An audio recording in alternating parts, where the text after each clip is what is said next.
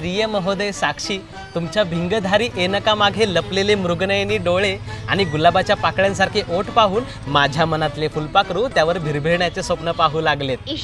खतम. तुम्ही माझ्यापासून 4 रांगा लांब असलेल्या बाकावर बसता, त्यामुळे माझा एक डोळा फळ्यावर आणि एक डोळा तुमच्यावर असतो. आणि हे पाहून माझे वर्गमित्र मला खडकी दापोडी चिडवायला लागले आहेत. याचा मला खूप त्रास होतो.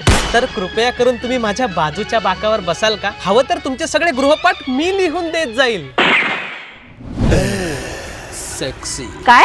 साक्षी साक्षी. अगं ते काल आपल्या सायन्सच्या मॅडमनी काय शिकवलं ना, मला कळलंच नाही. काय नाही कळलं? प्रजनन. काय?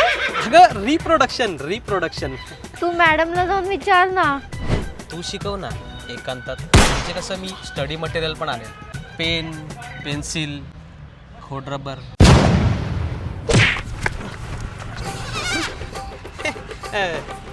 साक्षी. हा बोल ना. काय बोलू? ते अरे बोल ना, काय काम आहे?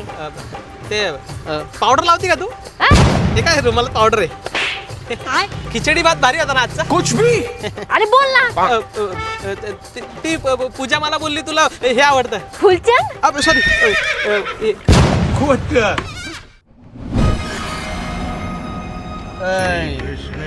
का जरा